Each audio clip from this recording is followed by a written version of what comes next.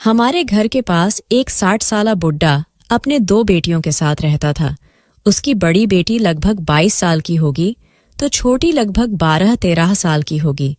यह लोग कुछ ही दिन पहले हमारे मोहल्ले में किराए पर रहने आए थे। उन लोगों को देखकर लगता था कि जैसे बहुत ही गरीब लोग हैं। उस बूढ़े बाबा की पत्नी नहीं थी, उसकी मौत हो चुकी थी। उसका कोई बेटा भी नहीं था, सिर्फ 2 बेटियां थीं। बड़ी बेटी तो बहुत ही खूबसूरत थी, जो भी उसे देखता अपनी आंखें झपकना भूल जाता था।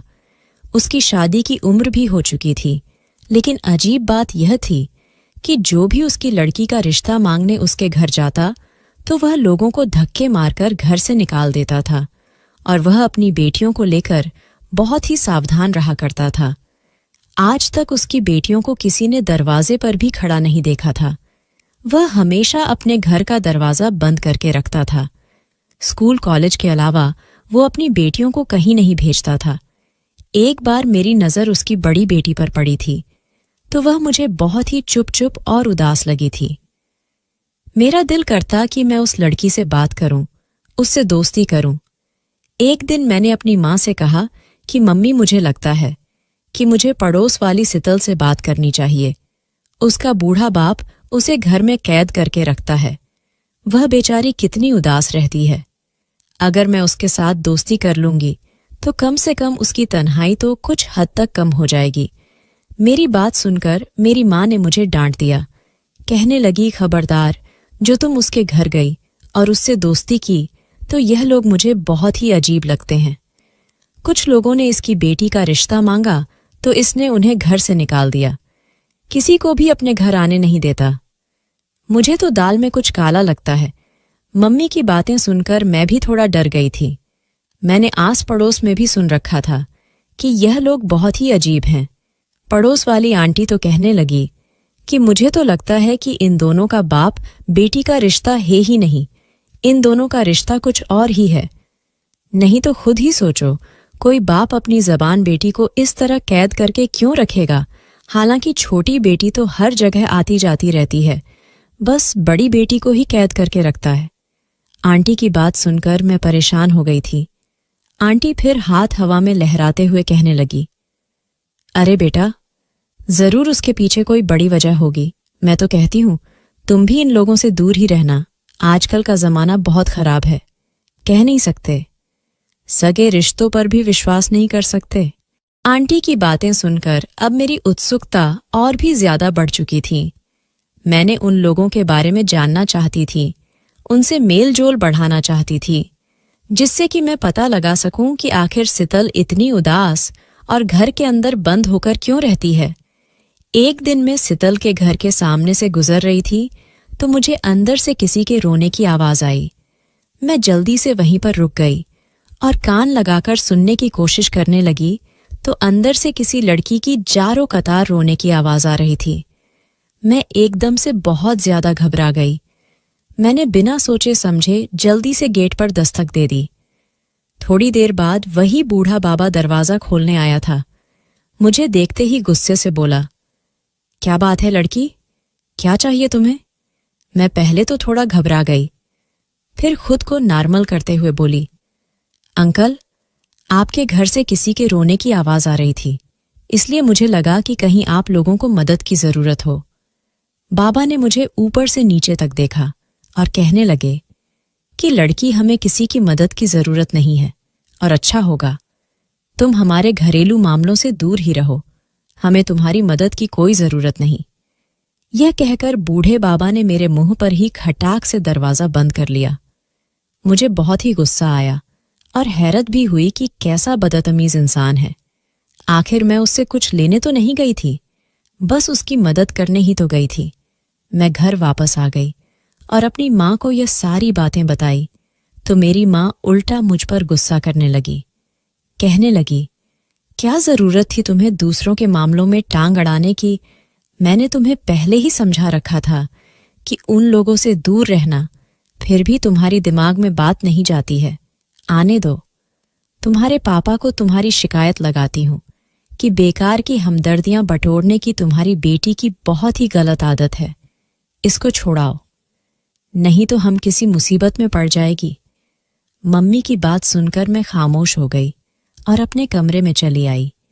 लेकिन मम्मी की इतनी नसीहतों के बाद भी मेरे ऊपर जरा भी असर नहीं हुआ था। मैंने दिल में पक्का फैसला कर लिया था कि मैं सितल से दोस्ती करके रहूंगी और उसके घर के क्या हालात हैं वह जानकर ही रहूंगी। क्या पता मैं उसकी कुछ ना कुछ मदद कर सकूं, उसकी जिंदगी में कुछ खुशियां ला सकूं। एक दिन मैं अपनी सहेली रिद्धि के घर गई हुई थी। उसका घर उसी मोहल्ले में था। मैंने रिद्धि से कहा, चलो ऊपर छत पर चलते हैं। रिद्धि और मैं ऊपर छत पर आ गए। सितल और रिद्धि का घर आपस में जुड़ा हुआ था। रिद्धि की छत से सितल का आंगन साफ दिखाई देता था और यह देखकर मैं एकदम से खुश हो गई। मेरे चेहरे पर खुशी देखकर रिद्धि मुझे अजीब सी नजरों से देखने लगी। रिद्धि बोली, तुम इतना खुश क्यों हो रही हो? मैंने रिद्धि को सारी बात बता दी। मैंने कहा कि अब मैं सितल से दोस्ती कर सकती हूं। मेरी बात सुनकर रिद्धि ने मेरे आगे हाथ जोड़ दिए। कहने लगी, पागल लड़की, इस मामले से दूर रहो, वही ज्यादा अच्छा है। मैंने कहा कि इसमें अजीब क्या है, मैं तो बस सितल से दोस्ती करना चाहती हूं। मुझे लगता है कि उसे हमारी मदद की जरूरत है। तुमने ध्यान नहीं दिया वो कितना उदास रहती है। हर समय उसकी आंखें लाल रहती हैं, जैसे वह रोती रहती हो। रिद्धि कहने लगी, वही तो तुम्हें समझा रही हूं। पागल लड़की, क्या पता वह दोनों बाप बेटी ना हो, पति पत्नी हो, और वह इसीलिए अपनी पत्नी को लोगों से छुपाकर रखता हो, जिससे कि लोग उस पर उंगली ना उठाए कि उसकी पत्नी कितनी कम उम्र की लड़की है, बिल्कुल उसकी बेटी लगती है और वह उसका बाप लगता है। इसलिए वह सितल को किसी से मिलने जुलने नहीं देता है। रिद्धि की बात सुनकर मुझे कोई संतुष्टि नहीं हो रही थी। मैंने कहा कि नहीं रिद्धि, मैंने उस लड़की को जोर जोर से एक बार रोते सुना था। मुझे लगता है जरूर यह लड़की किसी परेशानी में है। हमें इसकी मदद जरूर करनी चाहिए, कुछ भी हो जाए। मैं इसको इतना उदास नहीं देख सकती। रिद्धि मुझे समझाने लगी कि देखो, अगर हम इस मामले से दूर ही रहे वही ज्यादा अच्छा है। ऐसा ना हो हम किसी मुसीबत में फंस जाएं। अभी मैं और रिद्धि यह बातें कर रहे थे कि सितल मुझे अपने आंगन में नजर आई। मैंने जल्दी से रिद्धि को इशारा किया कि देखो, सितल अपने आंगन में कुछ काम कर रही है, यही अच्छा मौका है, हम उससे बात कर सकते हैं। रिद्धि पहले तो मुझे समझाने लगी, लेकिन जब मैं नहीं मानी तो रिद्धि गुस्से से पैर पटकते हुए ये कहकर चली गई कि तुम ही उससे बात करो, मुझे उस सनकी बुढ़े से अपनी बेइज्जती नहीं करवानी है। रिद्धि के जाने के बाद मैंने सितल को इशारा किया। जैसे ही उसकी नजर मुझ पर पड़ी और उसे लगा कि मैं उससे कुछ बात करने वाली हूं, तो वह जल्दी से अंदर की तरफ जाने लगी। मैं बोली, सितल, मैं तुमसे दोस्ती करना चाहती हूं। कुछ सोचकर सितल ऊपर सीढ़ियां चढ़ते हुए छत पर आ गई। मेरे पास आई तो मैंने उसे हेलो किया। मेरी हेलो का जवाब देकर उसने पूछा कि तुम मुझसे दोस्ती क्यों करना चाहती हो? मैंने उसे कहा कि तुम मुझे बहुत ही दुखी लगती हो और तुम्हारी आंखें देखकर ऐसा लगता है कि तुम रोती रहती हो। मैं तुम्हारी मदद करना चाहती हूं, इसीलिए तुमसे दोस्ती करना चाहती हूं। मेरी बात सुनकर उसने बहुत ही दुख भरे शब्दों में कहा, मेरी मदद करके क्यों तुम खुद को परेशान कर रही हो? मैंने हैरत से सितल को देखा। मैंने कहा कि किसी की मदद करके कोई परेशान नहीं होती, बल्कि उसे अंदर से बहुत खुशी मिलती है कि उसने किसी मजबूर की मदद की है, और भगवान भी इस बात से बहुत खुश होते हैं। मैं तुम्हारी मदद करके कोई परेशान नहीं होने वाली। तुम चाहो तो मुझसे हर तरह की बात शेयर कर सकती हो, और मैं तुमसे वादा करती हूं कि मैं किसी गैर इंसान को तुम्हारा राज नहीं बताऊंगी। मेरी बात सुनकर सितल हल्का सा मुस्कुरा दी, फिर बोली, मैं बहुत ही बदकिस्मत लड़की हूं। कभी कभी लगता है कि पापा ने मुझे घर में कैद करके मेरे साथ अच्छा नहीं किया, लेकिन अब लगता है कि पापा ने मुझे घर में कैद कर कर बहुत अच्छा किया है। मैं इसी काबिल हूं, मेरी यही सजा होनी चाहिए। बल्कि यह कहना भी गलत नहीं होगा कि मुझे जीने का ही अधिकार नहीं है। सितल की बातें सुनकर मैं बहुत ज्यादा परेशान हो गई। सितल तो पहेली बुझा रही थी, पर उसके पास समय बहुत कम था। उसका सन की बाप किसी भी समय आ सकता था। तभी मुझे रिद्धि की आवाज कानों में सुनाई दी। वह मुझे बुला रही थी। कह रही थी कि तुम्हारी मम्मी आई है, जल्दी से नीचे आ जाओ। मैं जल्दी से सितल को बाएं बोलकर नीचे आ गई और मम्मी के साथ घर वापस चली गई। घर आकर भी मैं यही सोच रही थी कि आखिर सितल से ऐसा कौन सा गुनाह हो गया है जो वह खुद से ही नाराज है। मैंने सोचा कि मुझे सितल के घर जाकर ही उससे बात करनी चाहिए। जब उसका बाप घर पर नहीं होगा तभी मैं रिद्धि के घर से होती हुई उसके घर चली जाया करूंगी। अगले दिन मैं फिर रिद्धि के घर गई। मैंने छत पर जाकर देखा तो सितल आंगन में चारपाई डालकर बैठी हुई थी, लेकिन आज भी वह रो रही थी। उसकी सिसकियों की आवाज ऊपर छत तक आ रही थी। वह अपना पेट पकड़े बैठी हुई थी और ऐसे चिल्ला रही थी जैसे उसे बहुत ज्यादा तकलीफ हो। मैं बहुत ज्यादा परेशान हो गई। मैंने जल्दी से उसे आवाज दी। उसने मेरी तरफ देखा और इशारे से कहा कि वह ऊपर छत पर नहीं आ सकती। अगर तुम चाहो तो नीचे मेरे पास आ जाओ। मैं जल्दी से छत से होती हुई उसके पास आ गई। वह अब भी अपना पेट पकड़े बैठी हुई थी। मैंने उसे कहा, सितल तुम्हें क्या हुआ है? क्या तुम्हारे पेट में दर्द है? मेरी बात सुनकर उसके मुंह से बहुत ही मुश्किल से शब्द निकले थे, क्योंकि वह बहुत ज्यादा तकलीफ में थी। उसने कहा कि हाँ, मेरे पेट में इस समय बहुत दर्द है और यह दर्द अब मेरी जान ले लेगी। उसके दुख भरे शब्द सुनकर मेरी आंखों में भी आंसू आ गए। मैंने उसे तसल्ली दी। मैंने कहा, सितल, दुनिया में हर दर्द का इलाज है। तुम मेरे ऊपर विश्वास करके तो देखो। मैं तुम्हारी मदद जरूर करूंगी। यूं अकेले घुट घुट कर जीने से कोई फायदा नहीं। मेरी बात सुनकर सितल रोते हुए बोली कि तुम मेरे लिए सिर्फ भगवान से प्रार्थना करना कि वह मुझे माफ कर दे। मैंने बहुत ही बड़ा जुर्म किया है। मैंने अपने पापा का विश्वास तोड़ दिया है। अगर उन्हें पता चल गया कि मैंने कौन सा जुर्म किया है तो वह जीते जी मर जाएंगे। मेरे पापा बहुत ही सदाचारी इंसान हैं। आज तक उन्होंने कोई गलत काम नहीं किया। ऐसे नेक इंसान दुनिया में कम ही मिलते हैं। वह हम दोनों बहनों से बहुत प्यार करते हैं और उन्हें हम पर बहुत ही गर्व है। लेकिन मुझ जैसी बदकिस्मत बेटी भगवान किसी को ना दे। तुम बस भगवान से प्रार्थना करना कि वह मुझे माफ कर दे और मेरे पापा को जिंदगी में इतनी खुशियां दे कि वह अपनी जिंदगी के बीते दुखों को भूल जाएं। मेरे पापा ने अपने जीवन में बहुत कष्ट झेले हैं। अब तक उसके पेट का दर्द कुछ काम हो चुका था, क्योंकि मेरे आने से कुछ ही देर पहले उसने दवा खाई हुई थी, जिसका असर अब हो चुका था। अब वह थोड़ी ठीक लग रही थी। वह मुझे अंदर कमरे में लेकर चली आई। मुझे कुछ डर भी लग रहा था कि कहीं उसका सन की बाप ना आ जाए, या फिर मेरी माँ को पता चल गया कि मैं यहाँ सितल के घर आई हूँ तो वह पता नहीं मेरे साथ क्या सुलूक करेंगे। सितल का कमरा देखकर मैं दंग रह गई थी। उसकी अलमारी में बहुत ही महंगे महंगे कपड़े लटक रहे थे। जूते चप्पलों की भरमार थी। इतने महंगे महंगे सैंडल मैंने आज तक नहीं देखे थे। वह लोग देखने में तो बहुत ही गरीब लगते थे, लेकिन सितल की जब अलमारी खुली और मेरे सामने सितल का जब सामान आया तो मैं दंग रह गई थी। हालांकि सितल यह महंगे कपड़े कभी नहीं पहनती थी।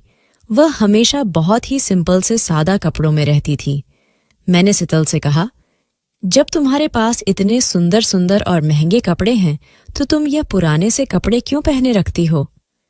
मेरी बात सुनकर उसके चेहरे पर और भी ज्यादा दुख उभर आया था और कुछ ही देर में उसकी हिचकियां आने लगी थीं। रोते हुए कहने लगी, इन कपड़ों को पहनकर मुझे खुद से नफरत होती है, दहशत होती है मुझे। यह कपड़े मुझे कांटों की तरह चुभते हैं, इसीलिए मैं यह कपड़े नहीं पहनती। तुम चाहो तो इनमें से कुछ सामान ले जा सकती हो, यह तुम पर बहुत अच्छे लगेंगे।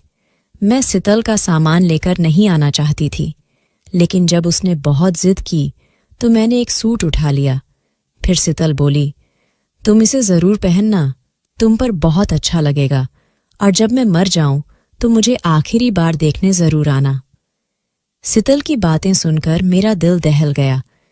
मैंने उसके होठों पर उंगली रख दी और कहा, चुप करो सितल, ऐसी उदासी भरी बातें मत करो। अभी तुम्हारी उम्र ही कितनी है और तुम अभी से ऐसी बातें लेकर बैठ गई हो। तुम्हें कोई समस्या है तो मुझे बताओ, मैं तुम्हारी समस्या को दूर करने की कोशिश करूंगी। जिंदगी में कभी हार नहीं माननी चाहिए। भगवान सारा समय एक जैसा नहीं रखता। अगर भगवान ने दुख दिया है तो वह सुख भी जरूर देगा। बस भगवान पर भरोसा रखना चाहिए। मेरी बात सुनकर सितल खामोशी से नीचे फर्श को घूरती रहे। उसने मेरी बात का कोई जवाब नहीं दिया था। फिर थोड़ी देर बाद उठी और अलमारी को खोला। उसमें से एक काले रंग की डायरी निकाली और बड़े से थैले में डालकर उसने मुझे वह डायरी थमा दी और बोली, जब मैं इस दुनिया में ना रहूं तो यह डायरी तुम मेरे पापा को दे देना। मुझे सितल की बातें बहुत ही ज्यादा हैरानी में डाल रही थी, लेकिन मेरे पास समय बहुत कम था। मैं उससे और ज्यादा बातें नहीं कर सकती थी। तभी बाहर ही दरवाजे पर खटखट की आवाज हुई। मैंने जल्दी से सामान उठाया और ऊपर छत से होती हुई रिद्धि की छत पर आ गई। मैं बहुत ही उत्सुकता से उस डायरी को देख रही थी। पता नहीं उस डायरी में ऐसा क्या था जो सितल ऐसी बातें कर रही थी। भला सितल के न रहने पर ही यह डायरी उसके पापा को क्यों मिलनी चाहिए? मुझे कुछ भी समझ नहीं आ रहा था, लेकिन मुझे कुछ अजीब सा लग रहा था। मुझे सितल को लेकर डर लग रहा था। कहीं सितल की जान को खतरा तो नहीं है। मैं घर आई तो मेरी माँ ने मेरे हाथों में इतना महंगा सूट देखा तो हैरानी से पूछा, नेहा, इतना महंगा सूट कहाँ से लाई हो? तुम तो घर से पैसे लेकर भी नहीं गई थी, जो बाहर से खरीद कर ले आई। चमें अपनी माँ से कुछ भी छुपा नहीं सकती थी। वैसे भी आज तक मैंने अपनी माँ से कुछ नहीं छुपाया था, इसलिए मैंने अपनी माँ को सारी बातें बता दी। बस डायरी वाली बात छुपा ली। मेरी बात सुनकर मेरी माँ ने अपना सिर पीट लिया और गुस्से से बोली, नेहा, मैंने तुम्हें कितनी बार समझाया है कि तुम उस लड़की से दूर रहो, लेकिन तुम्हारी समझ में क्यों नहीं आता? और आज तो तुम उसके घर तक पहुंच गई और उसने तुम्हें गिफ्ट भी दे दिया। और लड़की की बातें कितनी अजीब है। भगवान ना करे उसे कल को कुछ हो गया तो तुम क्या करोगी? अगर तुम उनके किसी मामले में फंस गई तो हम तो कहीं के ना रहेंगे। वो लड़की कितनी दुख भरी बातें करती है। उसे अपनी जिंदगी से कोई मोह नहीं है। उस लड़की की बातें सुनकर मेरा दिल घबरा रहा है। खबरदार जो कल से तुम उसके घर गई। मम्मी की बातें सुनकर मैं बहुत ज्यादा परेशान हो गई। मैं मम्मी को समझाने लगी, मम्मी आप कितने खुदगर्ज हैं। वो लड़की किसी मुसीबत में है, हमें उसकी मदद करनी चाहिए। और आप हैं कि मुझे उससे मिलने देना नहीं चाहती। अगर मैं उसकी मदद नहीं करूंगी तो उसकी मदद करने मोहल्ले में कोई भी आगे नहीं बढ़ेगा। अगर उस लड़की को कल कुछ हो गया तो मैं खुद को कभी माफ नहीं कर पाऊंगी। लेकिन मेरी माँ ने मुझ पर बहुत ही सख्ती से पाबंदी लगा दिया और मुझे उसके घर जाने से मना कर दिया। अब मैं बहुत पछताई कि मुझे अपनी माँ को यह सारी बातें नहीं बतानी चाहिए थी। कम से कम मैं सितल से मिल तो सकती थी और यह जान सकती थी कि सितल को क्या परेशानी है। ऐसे ही 2 दिन गुजर गए थे और फिर वह मुझे खबर मिल ही गई, जिसकी मुझे आशंका थी। सितल के पेट में बहुत तेज दर्द उठा था और इसी तेज दर्द के चलते उसकी मौत हो गई थी। लेकिन यह बात सिर्फ मैं जानती थी कि सितल की मौत का जिम्मेदार उसके पेट का दर्द था। मोहल्ले वाले अजीब अजीब बातें बना रहे थे कि भला जवान लड़की इस तरह अचानक बिना किसी वजह के कैसे मर सकती है। जरूर उसकी मौत के पीछे उसका बूढ़ा बाप है। लेकिन मैंने अपने होंठ सी लिए थे। मैंने किसी को सितल के बारे में कुछ नहीं बताया था। लेकिन सितल के जाने का मुझे बहुत दुख हुआ। कितनी सुंदर, कितनी प्यारी लड़की थी। लेकिन पता नहीं उसे ऐसा कौन सा रोग लग गया जिसने उसकी जान को लेकर ही छोड़ा। सितल की छोटी बहन और उसके बूढ़े पापा का रो रो कर बुरा हाल था। सब लोग सितल के बाप को उसकी मौत का जिम्मेदार ठहरा रहे थे।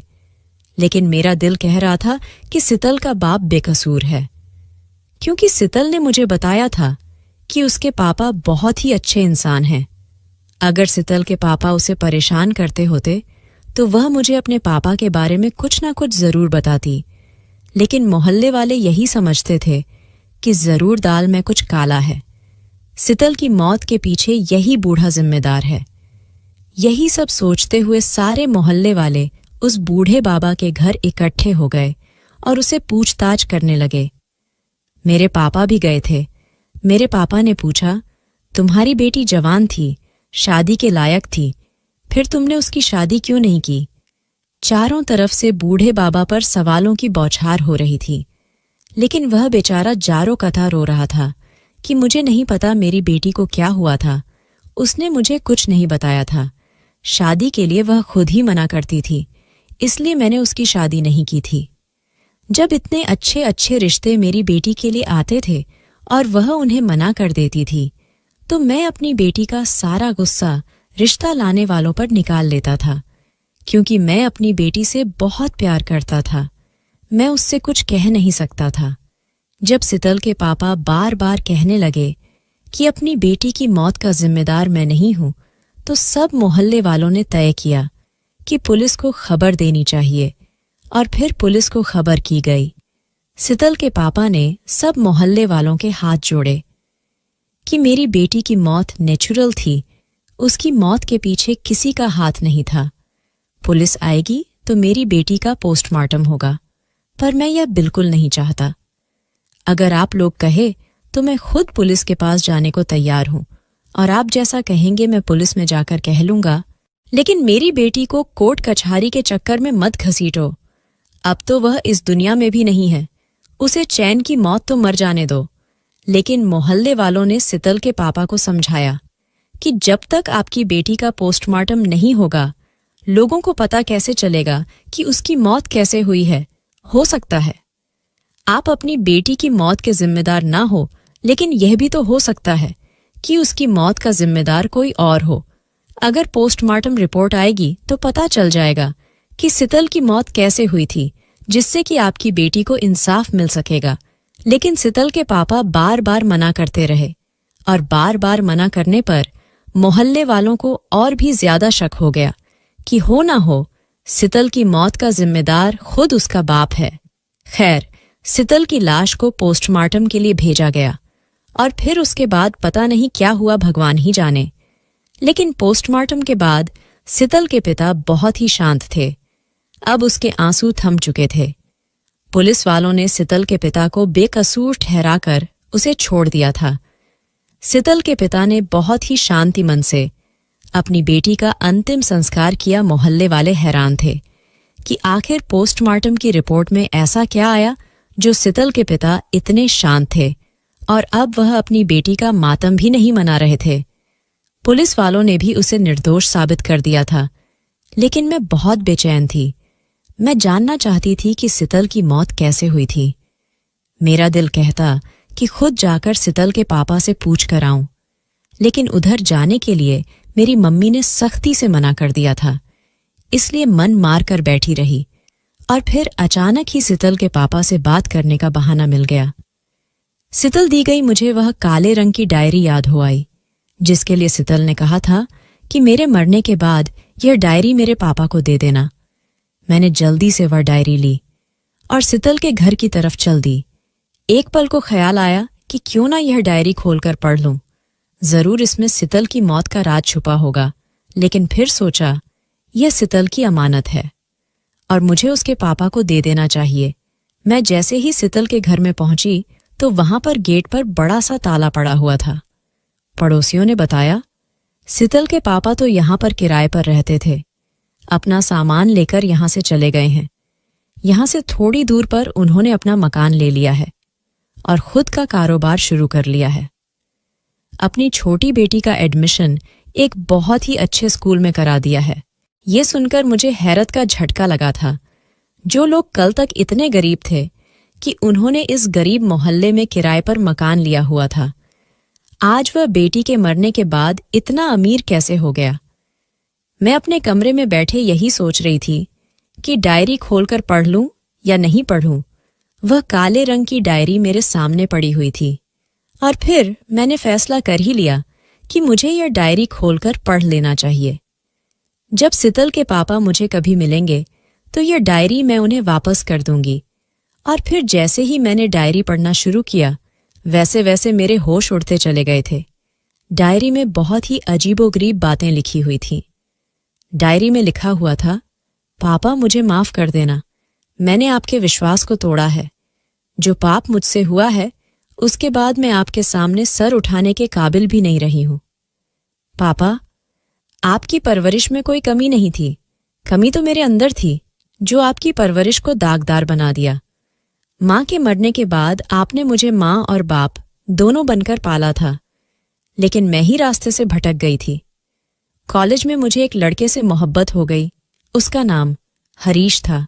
हरीश बहुत ही अमीर था, पूरे कॉलेज की जान था।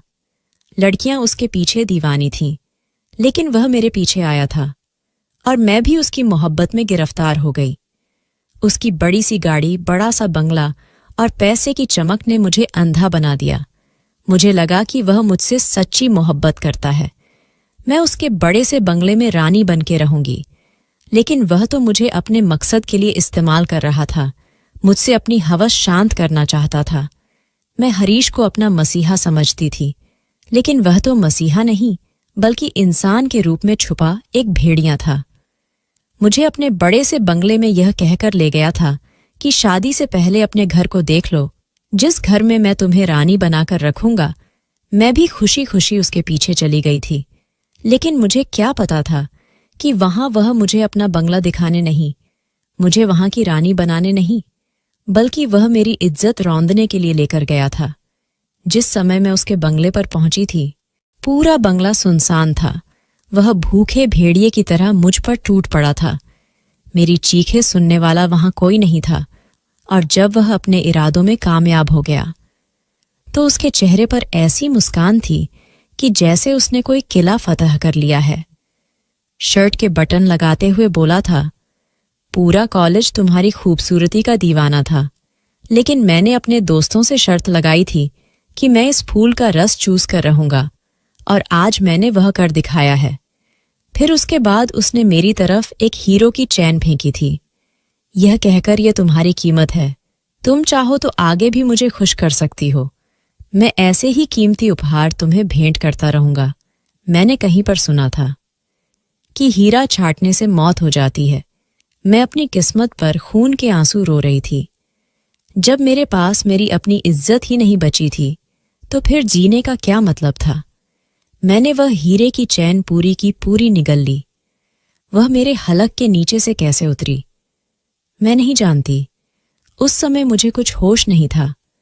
थोड़ी देर के बाद हरीश ने मुझे मेरे घर छोड़ दिया था, लेकिन हरीश के बंगले पर बीते वह कुछ पल मेरी जिंदगी में बोझ बनकर रह गए थे। मैं उन पलों को भूल नहीं पा रही थी। मेरे पेट में अब तेज दर्द रहने लगा था, लेकिन मैं यह दर्द, यह तकलीफ अकेले ही झेलती रही। मैंने अपने पापा को कुछ नहीं बताया। पापा मुझे डॉक्टर के पास भी लेकर जाते, लेकिन मैं डॉक्टर को भी कुछ नहीं बताती थी। मैं धीरे धीरे मौत की तरफ जा रही थी, लेकिन पापा के सामने खुद को नॉर्मल रखने की कोशिश करती। पापा चाहते थे कि मेरी शादी हो जाए, लेकिन मैं शादी करके अब किसी का घर बर्बाद करना नहीं चाहती थी। मेरे पेट में हीरे की एक चैन है। उस चैन को बेचकर छोटी का एक अच्छे स्कूल में एडमिशन कराना, उसकी सारी इच्छाओं को पूरा करना, उसे जिंदगी की सारी खुशियां देना, और मेरी यह कहानी मेरी छोटी बहन को जरूर सुनाना, जिससे कि मेरी तरह जिंदगी में वह कोई गलत फैसला ना ले। पापा जीते जी, मैं आपके सामने सर उठाकर कैसे रहती, लेकिन मरने के बाद मैं आपको अपनी हकीकत बता रही हूं। मेरे प्यारे पापा, मुझे माफ कर देना। अब तो आपकी बेटी मर गई है। जीते जी, शायद आप मुझको माफ नहीं कर पाते, लेकिन मरने के बाद तो माफ कर ही सकते हैं। आपकी प्यारी बेटी सितल की यह दुख भरी कहानी सुनकर मेरी आंखों से खुद ब खुद आंसू बह निकले थे। बाप बेटी की इज्जत पर आंच नहीं आने देता। बेटी की इज्जत के लिए पूरी दुनिया से लड़ जाता है, लेकिन बेटी अपने बाप की इज्जत को चंद लम्हों में ही रौंद डालती है, किसी की मीठी बातों में आकर, किसी के बहकावे में आकर। वह अपने बाप की इज्जत की परवाह नहीं करती। ऐसी बेटियों से बदकिस्मत बेटी और कौन होगी। जो भी बेटियां मेरी यह कहानी सुन रही है, इस कहानी से शिक्षा जरूर ले और मुझे कमेंट में जरूर बताएं कि क्या मुझे यह डायरी सितल के पापा को देनी चाहिए या नहीं चाहिए। अगर यह डायरी सितल के पापा पढ़ते हैं तो जीते जी मर जाएंगे। उन्हें अपनी बेटी पर बहुत ही नाज था। वह मान कुछ ही पलों में टूटकर चकनाचूर हो जाएगा। कमेंट में जरूर बताएं, डायरी सितल के पापा को देनी चाहिए या नहीं। दोस्तों, वीडियो कैसा लगा? कमेंट करके जरूर बताना। वीडियो को लाइक और चैनल सब्सक्राइब कर देना।